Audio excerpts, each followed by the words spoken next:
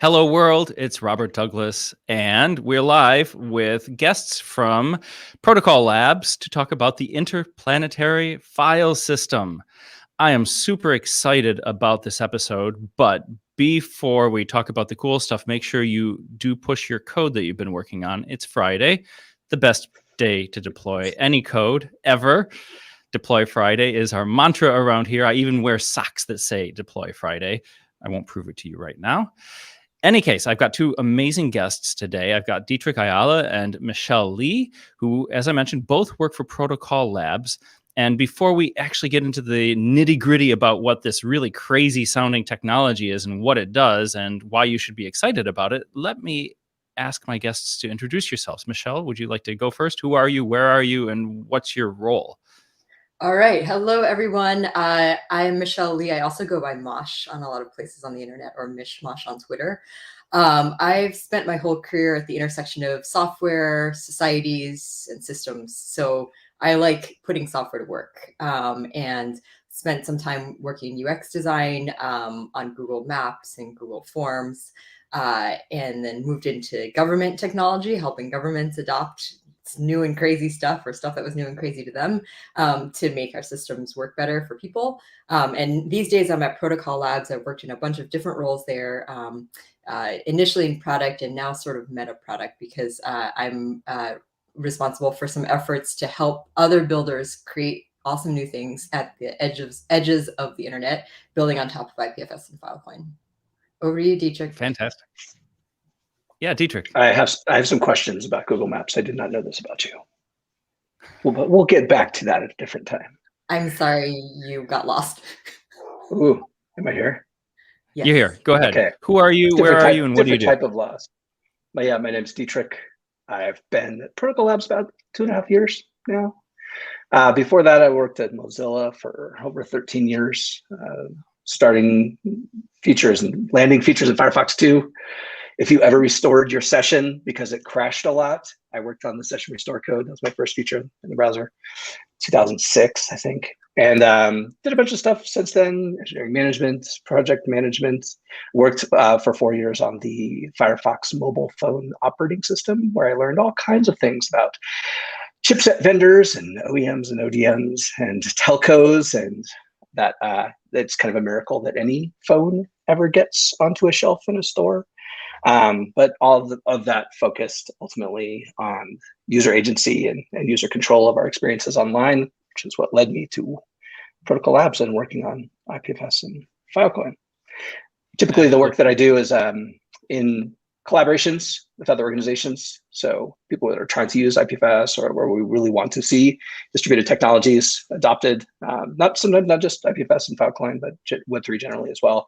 And then I do a lot of work with, obviously, our browser integrations. So working with the browsers that are currently interested in IPFS and shipping up IPFS features.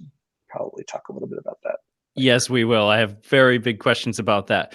But before we do that, as I'm sure you have done many times, let's start by just really talking about what IPFS is, Interplanetary File System. I'm asking for a volunteer to just define what that is. Ooh, can we start with how it's not actually a file system, and that name misleads a lot of people a lot of the time? You can start with the not what it is definition if you'd like to, but you need to also add the what it actually is definition as well. Yeah, of course. Go ahead, DJ. So you know how when you open a browser, like you do, well, maybe you just keep it open all the time. You open up a web page in a browser, and you see that HTTP at the very front of every link, or HTTPS now. It's a wonderful thing that you've clicked thousands and thousands of times, sometimes per day even. IPFS is that. But the content that comes back when you load an IPFS address as opposed to an HTTPS address is not locked to a single company rooted in its DNS registration. So I like to talk about what IPFS is in different layers. Like Idris Shah, the one-time Sufi grandmaster of the world, wrote this book called Learning How to Learn, and talks about how in every Sufi story, there's different layers of learning. If you're 5 years old, you can read it and get something out of it. If you're 10, 20, if you're 70. And explaining something like IPFS, people like you always ask for, what is it? give me that one thing that it is, right? But I really want to know. I know, but who are you, Robert?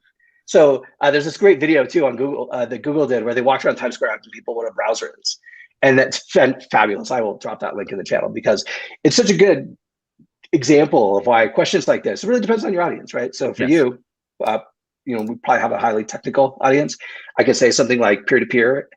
You might actually have an understanding of what the network architectures behind that means. But even then, a lot of 28 million developers, how many have actually worked with peer-to-peer technologies? Very, very small percentage. So I like to start with the HTTP. Like everybody does that. And that's really what IPFS does ultimately for most people. It allows them to load data into their web browser the same way that HTTP does, but with a few significant benefits, which is the data can come from anywhere because you can trust it. Because if you ask for it infinity times, you'll get the same thing back every time. So why can't it come from anywhere? Because maybe Mosh wants to take the part about trust. Oh yeah, I think this is a really fun and exciting part. It's all your data gets unique fingerprints. They're called CIDs. They're generated through a one-way hash. So it's a very reliable way of recognizing, hey, is this data what you said it was before? Is this the same data that is this the same episode of It's Always Sunny in Philadelphia, or is it the same recording of a Goldberg variation by Bach, right? And there's so much data on the internet right now. I think I looked it up earlier today. There's 1,200 petabytes of data being stored by the big four: Google, Apple, Facebook, Amazon. And that's enough data to hold 400 trillion songs or 2 billion years of music. You can just play the internet forever. Sign me up for that, man. I'm a little disappointed with how little Spotify has to offer. Exactly. 30,000 tracks a day. I breeze through that. And have you ever had the experience where you're downloading a PDF or you just need to read a PDF, so your computer downloads it and it stores it with like PDF name parenthesis 1, and then you read it for the second time and it stores it with PDF parenthesis 2, and then a year later you come back and you have like PDF parenthesis 17, and it's like, can you see my desktop right now or something? Yes. Yeah. We're using a really cool new web browser. So if you use CIDs or unique fingerprints for data, your browser would know, hey, that's the same thing I got yesterday and last year, you dummy. And it wouldn't have to fetch it again, which is a huge benefit because 30% of everything online is a duplicate of something else somewhere else, right? So that's all like, we don't actually need 200, 2 billion years. We have 1.6 billion years of music, actually. And we all know bandwidth is a huge constraint, both from a systems level, infrastructure level. It's also very expensive for individuals to access in most places. So if you can save bandwidth and save storage by having this really neat, tidy, organized system of content fingerprinting, that's one of the big benefits that IPFS has over. Let's pause there because I think there still might be some unresolved questions about that. And from my understanding, and you can correct me or enhance what I say if I'm wrong or incomplete, what happens is that when you add a file to IPFS, the first thing that happens is that the IPFS program reads the contents of the file in some way and generates a hash, and that you said, as you said, it's a one-way hash, meaning that file, as long as it's unaltered, will always generate that hash, whether you have the file and generate the hash or whether I have the file and generate the hash. If we did it at the same time, we'd both get the same hash, but you can't discern the contents of the file from the hash itself. So it belies no information whatsoever, we hope, about the actual contents of the file. True? False? Fact. True. Great. Yeah. I think that last bit, though we cannot know what the contents of the file are, isn't necessarily like a primary goal. It's more of a side effect of that way of addressing data or files. Okay. And there's a word for this that we haven't used yet, which I'd like to throw out. It's content-addressable. Meaning when you ask for something using that hash, you're actually asking for specific content by its name being some big long string of characters that was generated based on what's in the content, right? Exactly. And that name, that string, that hash, that ABXF30, it doesn't tell you any less than your PDF file name, right? It doesn't really tell you any less information than Right, my PDF file, which could be the contract or the lease to my apartment, could be called vacationpic.jpg for all anybody cares, and it's still the same file. Yeah, and so this is actually maybe a more truthful or more reliable way of naming your data. Okay, so I paused you on one aspect of the trust. It means that if I were to summarize the trust aspect, it means that if you ask for a file based on the content ID, the CID, and you get a file, on IPFS it's the file you asked for 100%, and it will always be that. Whereas if I go to webserver.com/somefile.whatever JPEG, it could be one file today and another file tomorrow, and I have no idea if it's changed in the meantime. So somebody could say, go get this great file. I really highly recommend it. And they could have gotten a great version. I'd get the bad version because it's not the same content. Exactly. So this is useful at a personal level, right? There's a streaming music platform called Audius that's built on top of IPFS, and it's built on a system of these peer-to-peer nodes. So when you ask for a song, it actually sends it to you from the closest node. This is similar design patterns to the torrent style streaming that we saw in the last century. Can we say that? Yeah, we did. Yes, exactly. Back when we were all young and optimistic. And then there are also system design advantages too. Let's say you're working with a really big data set that's a kind of second degree data set. It has data points from your weather stations in 5,000 locations around the world, and it has data from, I don't know, the measurements of solar flares or something. And some of these underlying systems might have algorithms or devices that change underneath, right? So if, let's say, in this month we have a new set of devices recording data, or we have a new part of the data pipeline, and you find on the other end that your data has changed, like CIDs and IPFS would allow you to know that some subsets of your data have changed, and then you could figure out if it's malicious, if if a malicious party has changed it, if a government has ordered that it be censored, or if it's just an accident of your software, your hardware, or your data pipes. Okay, so Dietrich, you had mentioned two primary benefits. One was that it comes potentially from many places. What was the other benefit? Do you remember that far back? If I understand correctly, the two benefits really are that because you can trust that you will always get the trust factor we just talked about, because you can trust that you will always get the same thing back every time. You then do not have to care where it comes from. Right. Okay. Because you don't have to care where it comes from, a slew of benefits in terms of data access, network resilience over time are also accrued by the user in a way that HTTP will never be able to provide. So, for example, the turnover rate of small businesses in America, something like 90% every year, businesses that start and die.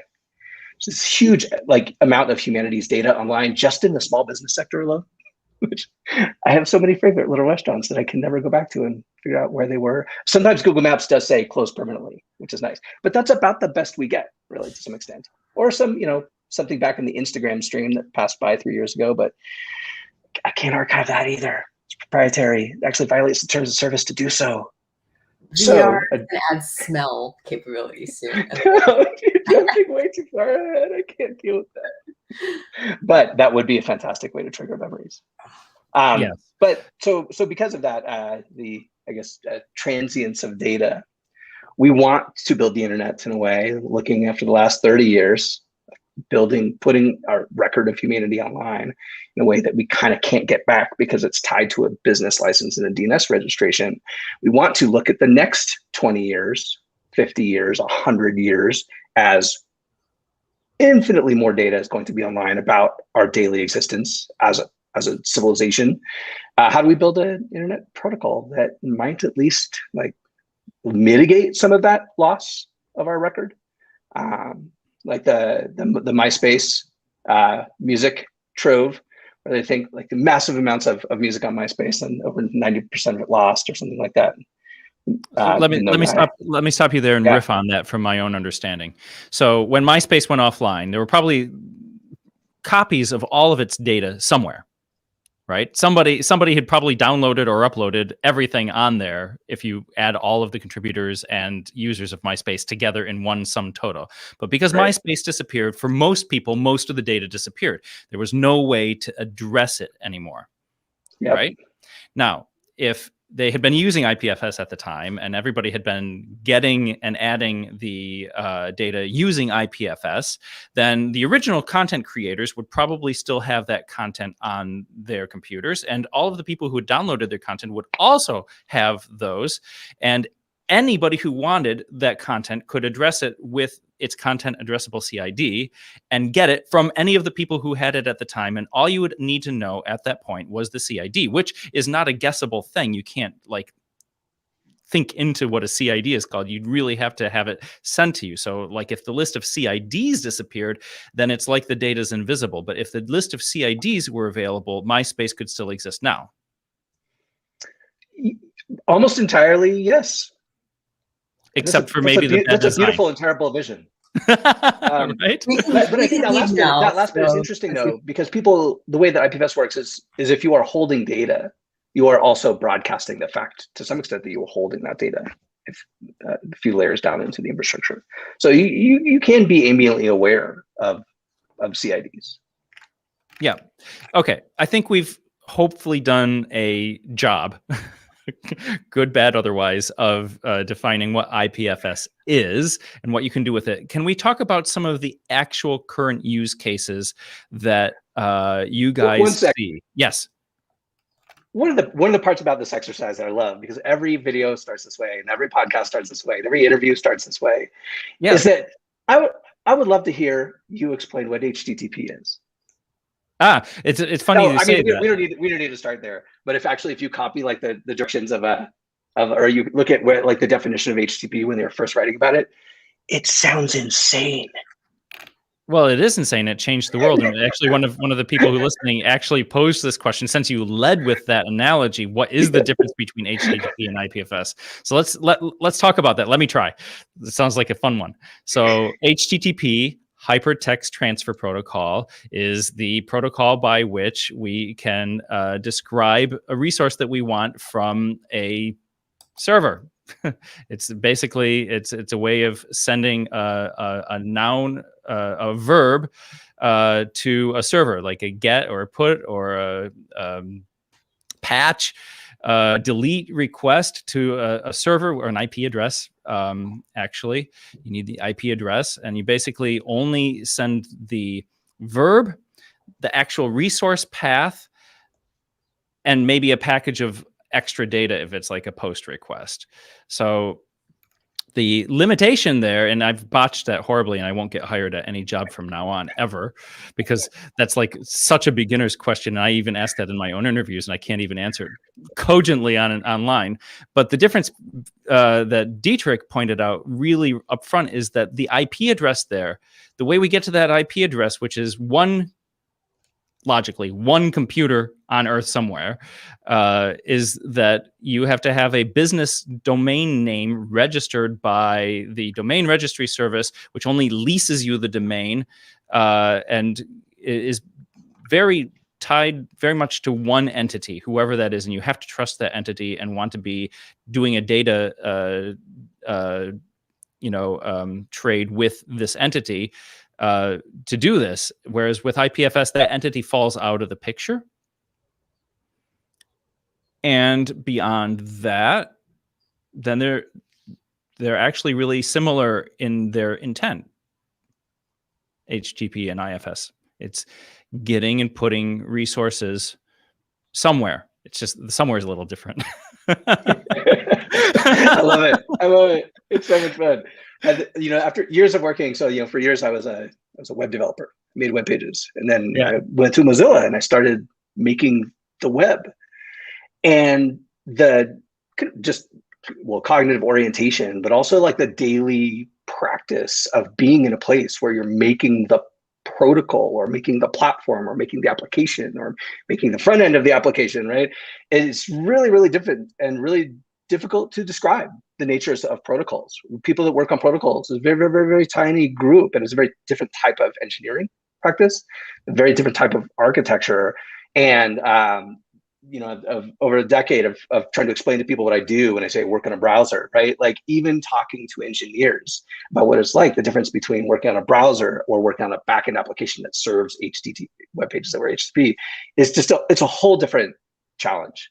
Mm-hmm. And it is a really significant challenge in talking about the meaning of protocols. And I think in Web3 generally, this is one of the things that is just exploding people's brains, is that really a bunch of application logic has kind of dropped down to these protocols at this point because it's pretty early in the stage. And you see the internet just like battling, grasping, trying to understand what it means to live kind of more on the metal when it comes to protocol. Because if we want to control, at least a little bit more control over our future online, that's kind of what it's looking like. That's where we are on that development and growth arc of what a next version of the internet might look like. I love it. We're getting very far deep into the conversation, though, because I think to help really grasp what's going on, we need a couple more examples. So Michelle provided the Audius example, and for the record, I just signed this podcast up for Audius Cast today, so there will in some point in the future, this episode will be available on Audius as a podcast, and somebody will be smiling because they'll be listening to this over IPFS. You know who you are out there, Audius user number 3. Don't know. Wow. So, ouch. Well, I just want Romy to be the one listening. That's all. So, what are the other use cases that you see? I know that coming into this, I had the feeling that right now, at this time in history, one of the use cases that a lot of people are going to be familiar with is NFT storage, for example. Yeah. So, I might botch the name, but I think it was CryptoPunks was a series of NFTs that was issued. And there's tons of hype, people bought them, and then the creators of those NFTs just like swapped the underlying JPEG. And instead of a punk, you ended up with something, I think it was a fuck bubble, and it just had a statement that was like, basically you got trolled. And so I think that kind of made people take a step back and go, whoa, wait, what did I buy? What is an NFT? What is this? And NFT is it's supposed to be a non-fungible token. It's supposed to be, this representation of an asset that you own. But if it's just a link to a file, if it's just linked to some file on a server, then anyone can change that file, rename it the same thing, and basically pull a switcheroo on you. What NFT storage does is it takes the metadata of that file, different characteristics about that file, and then gives you a way to put them on chain. So, or basically, gives you a way to store them on IPFS and Filecoin, and then verify different characteristics of that NFT. So that's an instance where this like content fingerprinting or the unique hash or CID super useful, because you can, if the smart contract names the CID or metadata characteristics or content fingerprinting characteristics instead of just a file name, then you can essentially check that it's the same file or the same asset that you set out to buy or use in the first place. Right. So stop for a second. We've just used two very big, scary words that we hadn't used up until this point. Filecoin being one of them, and the other one, my short-term memory fails me. Let's talk about Filecoin first, though. Smart contracts, right. So with those two terms, we have catapulted into the world of blockchains. So I kind of like to, for this audience, for this podcast, we're going to kind of like put a a ring around that and shove it off to the side, but let's explain what both of those things are. So smart contracts first are the programs that run within a block on a blockchain, Ethereum being the first one to pioneer those, but now many blockchains either run Ethereum virtual machine compatible contracts, or they have their own contract language, depending on which chain you're talking about. And what's great about that is that those programs are also like the IPFS files are living in a distributed net of computers, and therefore are decentralized and censorship resistant and lots of other good things. So those are the smart contracts. And Filecoin. Yeah. If I can jump in for a sec, I think smart contracts are one of those terms that are really easy to put out there, and then it feels like, oh, either you know about smart contracts or you don't, right? But smart contracts, they're really, if you look inside the language of a smart contract, they're just a programming function. Like if this happens, execute that. Listen for this stuff, and when that happens, do these things, right? They're basically stateless programs that can be called by almost anyone or anyone because they're publicly available. It's like free computing power. If you want to run this function, do it. It might have an input. It might take an input from an oracle or something, but it's there, and there might be a gas fee or some execution fee, but it's there to be called. It's a program that can be run. I think the other thing is that because they run on these large public blockchains, you basically commit to them, and they're kind of on a freight train that has taken off. You can't change it in the future. So there's a lot of trust that comes with that doesn't have to come from a single entity. You don't have to wait. No one's waiting for you as a server or a process to execute that smart contract. All the parties know when and what's going to happen depending on what conditions are triggered. So smart contract. Very deterministic. And if you can like read the fine print carefully enough, you can find incredible security flaws and steal $360 million worth of cryptocurrency with them. We won't get into that either. So the other thing that you mentioned is Filecoin, which is itself a blockchain that has been created by Protocol Labs as well. And just to very grossly oversimplify it so that we can kind of set it aside and leave it sit there. It's a blockchain which has as its goal the permanent storage of files that is incentivized so that the people who do the actual file storage, we'll call them miners, can get paid to store and retrieve those files. And there's a very natural binding between Filecoin and IPFS because y'all created both of them. Yes. So why did we make a second system? Like what is the point of this? Earlier this morning, I can't find the message, but a user on the IPFS Discord said, "Hey, I got started with IPFS. I put some data on my laptop, on the node I'm running. But when I close the browser, when I close the laptop, I can't get that data anymore." Right. And what happened is they put it on their local IPFS node, but it wasn't propagated across the network because, it wasn't popular enough, or it wasn't designed in a way that other nodes would fetch it and remember to pin it or keep a copy or pin it. Essentially, it never got beyond that individual's house. So how IPFS is used in like real world situations is many times people run networks of IPFS nodes that they configure and host, and basically need a whole DevOps operation to do that. Or they can pay a pinning service, and it's basically a hosting service for IPFS content. Pinata, Infura are some of the most commonly used and popular ones, right? But those are still centralized companies. So what happens if we say, hey, we don't want any centralized possible, we don't want any centralized components in the way our data flows across the web. How do we make this fully decentralized? Well,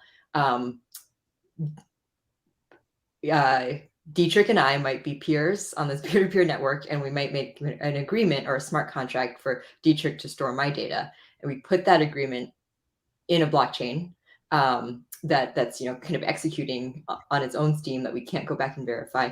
And then as Dietrich continues to prove over time that he still has my data, he gets paid out incrementally through the smart contract. So that's what Filecoin is. It's kind of a Web3 native incentivization for data to persist, even if when you don't want to run your own node, when you're not able to run your own nodes. And the question from the Discord chat that you used as an example is a really, really important fundamental limitation, but it's a design decision of IPFS, that it's not just some big magic hard drive in the sky that you can freely use and upload to. You don't upload to IPFS.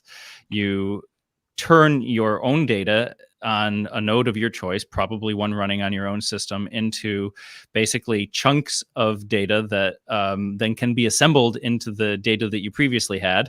And they, in total, represent the file. So like, as I understand it, you IPFS add a file and it chunks it into 256K bits. Each one of them gets a hash, something like a Merkle tree or something is created that all lead to the initial CID. And actually that Merkle tree, as far as I understand, can like expand to be a whole directory of files too. So you can actually know whether a file is in your directory, which is cool. And great, you've got that on your hard drive. Everything that just happened, it's right there on your hard drive. And if nobody else asks for that content, it only exists on your hard drive. So that's why when they closed their laptop, they weren't able to access it anymore. Mhm. If somebody else had asked for that, then it would have made one more copy, right? And that person then may or may not have been able to provide that to more people who also asked for it. May or may not being the very important thing, because they're only going to have it really there as long as they're using it and interested in it. And that's why there's a pinning system, right? A pinning system is kind of like a promise to not flush it out with the cache, as I understand it. And Dietrich, you've been just nodding and pointing for a long time. Do you want to correct me on any of that? I think there's a couple of things. Like, I like to describe IPFS as having additive magic. Like, the system is not magic. It's not the world stores your stuff for free forever. Yay. It's additive magic, which in the case of these businesses that go under constantly, or this data that changes, or somebody closes their laptop, there's a greater than zero probability that somebody has a copy and can still provide it. And that's part of that larger story of data resilience over time, which is at least it's possible. Is right? It's like, that's where we're starting compared to HTTP. At least it's possible that some other party can partake. And then on top of that, at least it's possible, wedge that open a little bit, you can build whole open markets and systems, such as Filecoin, to fill in that gap of data availability, persistence, and making sure that your information stays online, and making sure that not even yours, right? Like, if I get hit by a truck tomorrow and the stuff on my laptop's gone forever, somebody might already have a copy of it. And if I hosted it somewhere, and I really like the word host over pinning, like, it's just easier to understand. Yeah. I also like storage providing over mining. Like, I think Mosh gave a great description of what a Filecoin storage provider does. They're not really mining something as much as they're continually telling you and the entire ecosystem that they still have your stuff safely and securely. Yeah, And I think a the really mining, important utility. the mining all goes back to consensus algorithms. So, and there is that fact, that part of it too, but which is interesting in Filecoin, very interesting indeed. But yeah, storage providers does sound nice. Mosh, what were you going to say? Oh, I was going to say, I think what Dietrich is describing, that IPFS opens up possibilities, is exactly is really key to the definition of a protocol versus a product. And at Protocol Labs, like, we really specialize at the protocol layer. Like, we build basically new interoperable languages for computers to talk to each other. That's very wise of you to actually do what your company is named. Very nice, very nice. Good marketing. I mean, every startup has its quirks, right? But I think I also think that startups are always true to the DNA of the founder. Yeah. And Juan is really obsessed with protocols. And I think you can see that passion, and you can see that creativity, and these principles underpinning everything we do, from the fact that a lot of our projects are small composable, are small components. Our repos always have like 150 folders, because these components are meant to be small and composable, and stacked up in different ways. You can kind of see that through everything we do. It's like, our focus is on the protocol, And that's why it's so important to us to incentivize this ecosystem, this community, to build stuff on top of our protocols, build products that make stuff possible.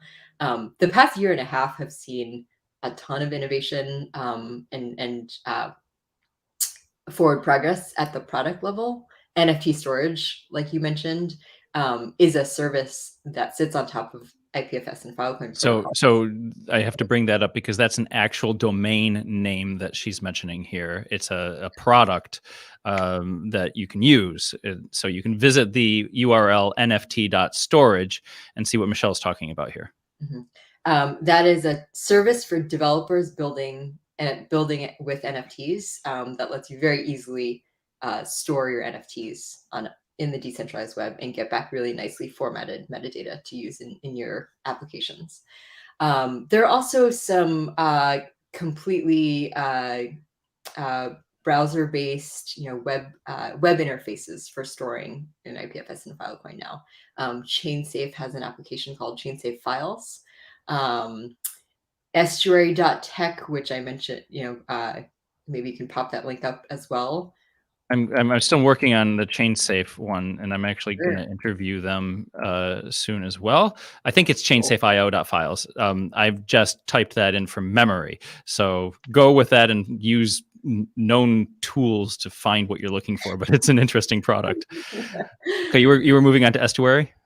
Yeah, estuary.tech. That's another service. That's another product that, it's a service that, let me back up.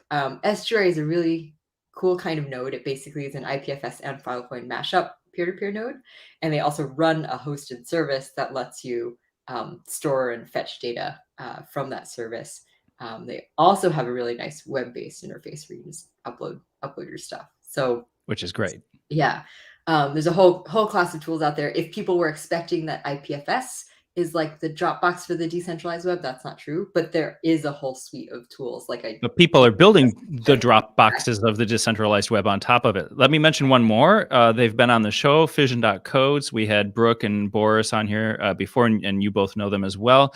And what's interesting about their usage of IPFS is that they use the IPFS.js library, and all of the storage that they do for their apps is happening in the IPFS node running in your browser using IndexedDB basically in your browser to store stuff. So like all of a sudden they're using your browser as a file system, which is really cool. Yeah, there's so much that you can do with JS now. I mean, JS is a full stack language now, pretty much. That's exciting. I think that's a big change from when Dietrich and I started working on the web. So let's move on to a slightly different topic. Let's state for the record that there is no such thing as a private file on IPFS. True or false? False. You can make it private yourself first. You can encrypt it first and then put it on IPFS. Right. Private by encryption, but not invisible. It's not hidden. Like if I have a file on my laptop, nobody would know except okay. There are two layers to this. It's true. So like if I have a file in my laptop and I'm like air gapped, right? Which I'm not right now. So you could hack into my laptop and get my file. Maybe. If I were air gapped and not sitting next to any like centrifuges or anything, then you would not be able to get to my file without physically getting my laptop.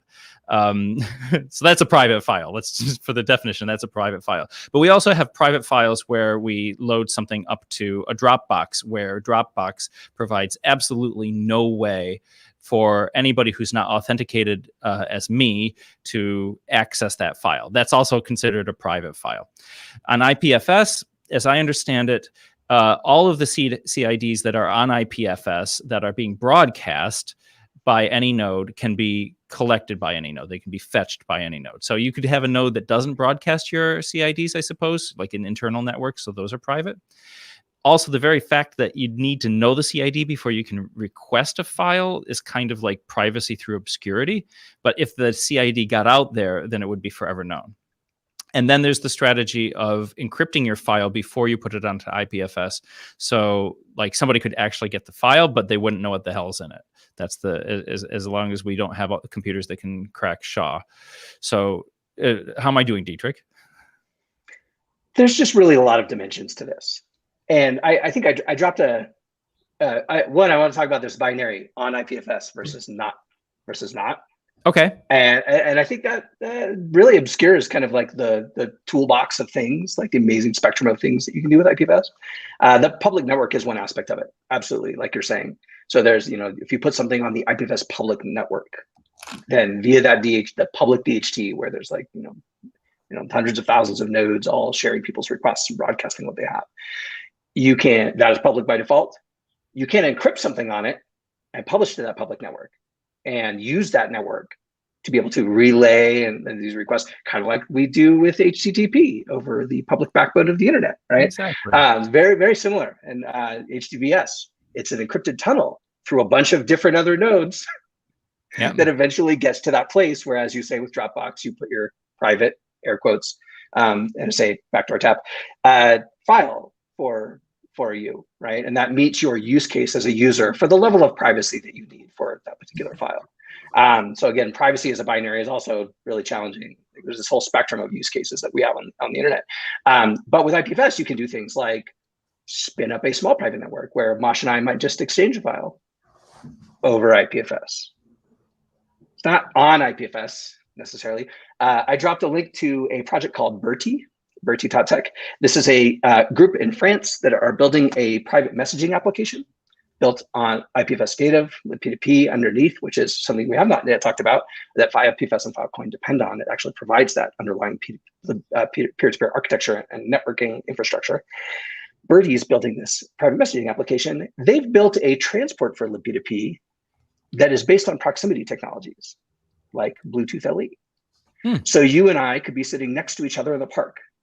We could, using Bertie, exchange a message with each other over Bluetooth LE. And those packets never actually leave our physical proximity. Wow. Is that private? Is that on IPFS? It's using IPFS and using libp2p. If you're on a Wi-Fi network that is not connected to the internet, LAN gaming, those bytes don't necessarily have to leave the network. You could be on the moon. Still works over that local subnet. Like you can do local collaboration. You'd both have to be on the moon. Let's be clear. Yeah, you could be on the moon. Well, we don't have to both be on the moon and keep it private, or we can keep an encrypted tunnel between us, even though one's on the Earth and one's on the moon, right? Like you'd either both have to be on the moon. You'd either both have to be on the moon, or you'd have to have an internet connection back to Earth. Right. Exactly. Yeah, but it'd be that faster to do it peer-to-peer because you don't have to wait 8 seconds to go to Earth and come back. Exactly. So that's the questions of privacy I think are really interesting, right? Because ultimately what privacy comes down to is your individual use case. And it's not a binary. Like your Dropbox example is especially given this last week where we have iOS and Android app stores pulling the Navalny apps off of their stores, where we have LinkedIn censoring people's profiles in China. I think the Dropbox example is a little terrifying. Like it's absolutely not private. It's one of the things we learned from Snowden, right? Maybe the contents of the file might be, but the metadata absolutely isn't, right? So I think that privacy is a complicated topic, and it really depends on what level of privacy you're looking for in a particular use case that you have. And I think for me, the question comes back to what's possible? What's possible with HTTP in the spectrum of privacy use cases? What is possible with a toolkit like libp2p and IPFS and Filecoin in the spectrum of use cases that I might have for privacy in my life online? Do you want to go deeper into libp2p since you mentioned it and it's absolutely fundamental to how this works?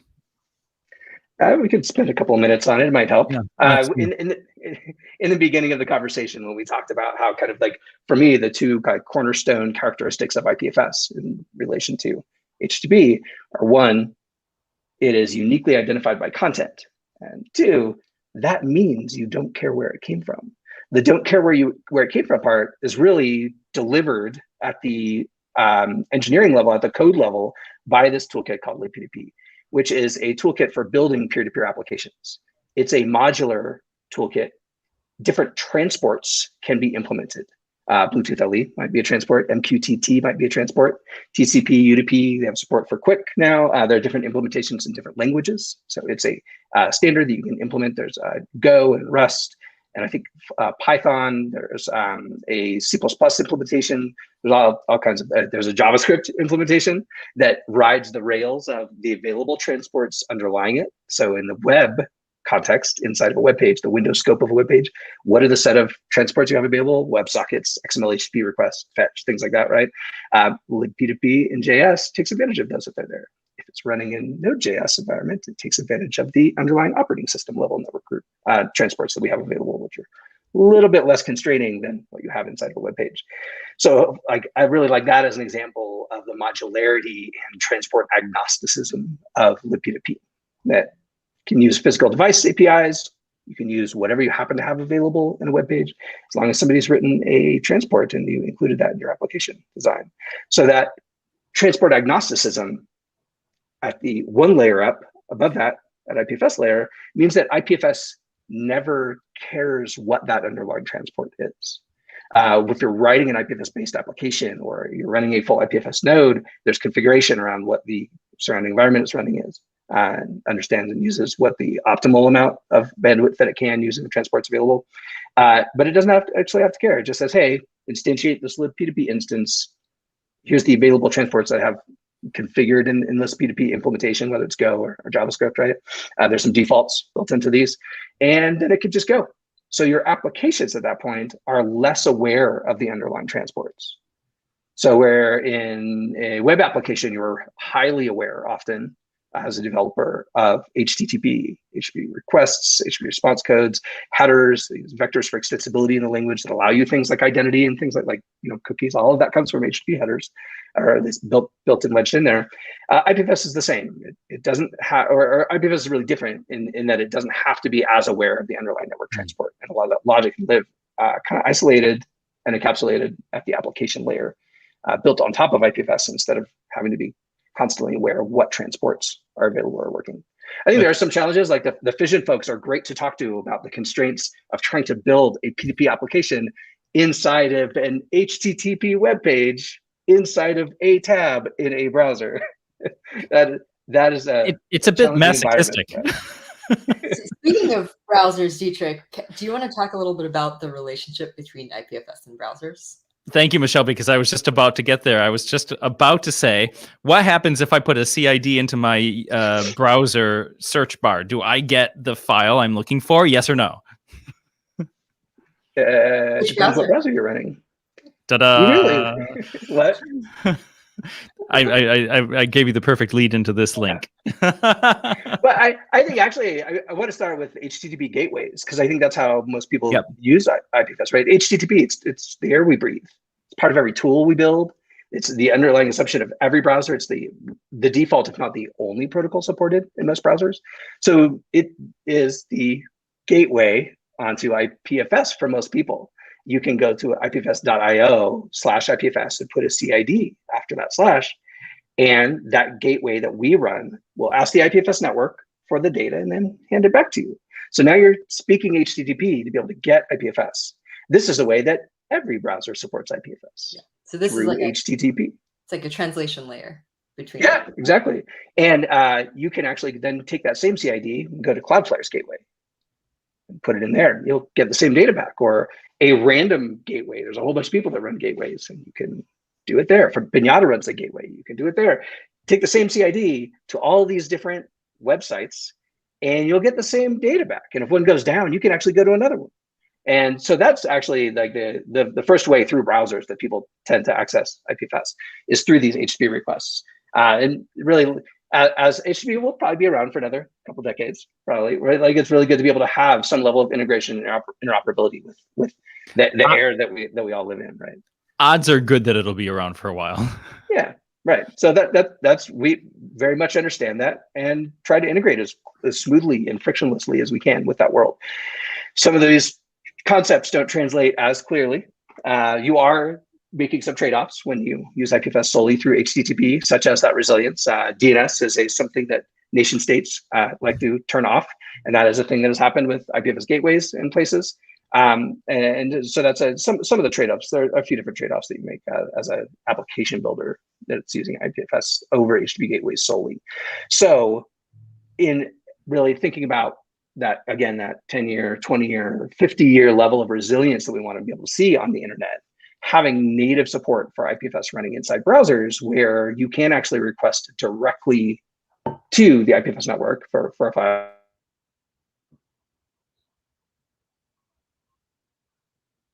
Uh-oh.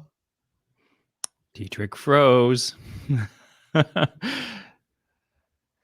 So I have put the link to brave.com IPF-support. I'm using the Brave browser right now.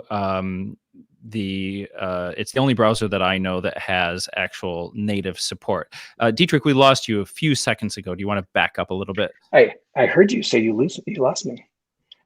So yeah, we've been working with browsers, native support for a while. Earlier this year, probably the first major browser that implemented a full IPFS node was Brave. Mm-hmm. And they basically download the kind of flagship IPFS implementation, Go IPFS, and run that alongside the browser. So when you go to an IPFS:// and a CID address, Brave will say, hey, do you want me to open that up through the HTTP gateway, or do you want the full experience? And you can click yes, and it will download IPFS, start running the daemon, and actually proxies the request over to the full running service. This means that you can actually, from your browser, load IPFS data without using HTTP pretty much anywhere in that request flow. And so I would consider a full native IPFS experience. With Brave Mobile and also Opera, desktop, iOS, and Android, you can use IPFS addresses as well, and it proxies that to a remote HTTP gateway. So it takes that, it translates it, gets the data back over, and then allows developers to be able to have a native IPFS and end users to be able to have native IPFS addressing. This is pretty useful in some of the wallet use cases for both Brave and Opera, where they've already shipped a cryptocurrency wallet inside their browser, and application developers who are targeting Web3 can actually use native IPFS addresses in their applications that they build for those applications, those browsers. We're also working on native Chromium support. So, many browsers now build on top of the base of the Chrome open source project Chromium to be able to build and ship their projects. Opera, Brave, Microsoft Edge, and a whole bunch of other smaller and task purpose specific browsers. And these want often that deeper kind of support that Brave has, but it's a high lift to build that type of thing into a browser. So we really want to have IPFS as something that anybody that's embedding Chromium in their product can basically have a compile time flag for Chromium and have some level of IPFS support turned on. This is a bit of a longer road because these web rendering engines are HTTP native, which means the underlying infrastructure, like the multi-process architecture of Chromium, is fairly HTTP specific. And it turns out that adding even like any non-HTTP protocol requires some refactoring of a lot of the guts of Chromium, some significant parts of places where it's actually really matters to be very, very careful. I mean, it matters to be very, very careful. I've learned over the years, hacking anything inside of a browser, the browser vendors take user safety very seriously, and a mistake really can affect hundreds of millions, if not billions of people. So we're working with a company called Ayala that does a lot of consulting for people that need more out of web rendering engines. They have commit privileges on Gecko, WebKit, and Chromium to do some of this infrastructure work to be able to ready the Chromium code base for non-HTTP protocols. So not just IPFS, but also looking forwards to a world where we need more from the web from just HTTP support. So that's a smattering of the things that we do in browsers. We have a browser extension called IPFS Companion, which adds some niceties for both end user and developer user experience into the browser. It does things like handle IPFS URLs, make them look a little nicer, can redirect requests over to your local node if you are running a local IPFS node through IPFS Desktop, which is an easy way to install and run IPFS as an Electron app. Also runs the Go IPFS implementation. So a bunch of different ways that you can use IPFS inside the browser, not just as a developer with JS IPFS inside your HTTP-based web application, but also being able to have native support at kind of varying levels. But the web platform itself, it's a big ship. move slowly. I did some research a while back. CSS Grid took, I think, a total of 9 years from the first point at which a browser shipped it toward it being actually generally purpose usable by developers and designers on the web because it was available in enough browsers. The pace of change is slow in that world. Yeah, it caters to the lowest common denominator. Can I use? The web developer's most important tool is caniuse.com, which is basically a rating of different web platform technologies, whether it's a JavaScript API or a specific CSS selector, and basically the threshold of availability of that technology in a given set of browsers, of major browsers anyway. So that's a lot about what you're working on and where we are right now and kind of understanding what some of the capabilities are. Give me something far-fetched. Give me a grand vision. Give me a 5 to 10 years from now when this technology has permeated every aspect of everything and it really is interplanetary because, somebody's got to get Elon Musk his emails up there on Mars. So do you have like a benchmark vision that you're sailing towards when you think about your entire product suite, including Filecoin, including the P2P and everything? Is there a vision that you either internal into your own minds or internal to the company use as a target vision? How do you describe that world? You want to go, Mosh? I can go. You're rubbing your hands. Why don't you start? Some very clear body language there, Dietrich. Actually, the first thing that comes to mind is actually this talk that Juan did at, I think, maybe Web3 Summit in Berlin 2 years ago, maybe. I wasn't there, but there was just this slide that I saw that I keep reusing because it has this nice set of characteristics of things that I want to see in the world. So I'll drop a link to that into the channel, or at the very least a link to that screenshot of that. But it did describe a nice vision of the world that I want to see. I think if we're looking 5 years out, I really want to see just more adoption of these type of protocols, like some progress in availability of non-HTTP protocols, because I think that's a key ingredient in people having at least a little bit more agency in their lives online.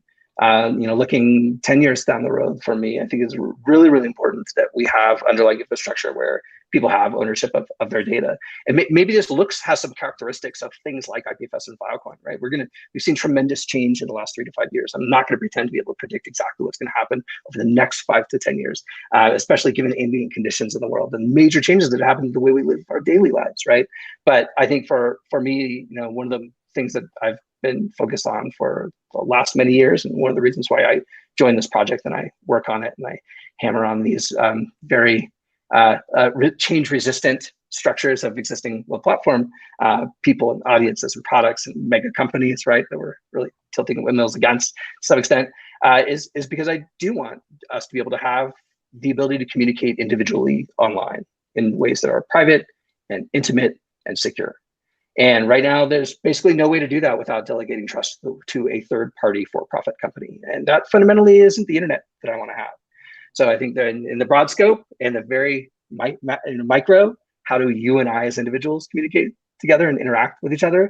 I'm constantly working towards that vision. But in the IPFS and kind of Filecoin specific, it absolutely, integration of these technologies into the web platform is super important. And I think it's important because the web platform is the one surface area of technology that is not owned by a single company. And that is a superpower that kind of what the Web3 approach has, in that it's already oriented around this platform in particular.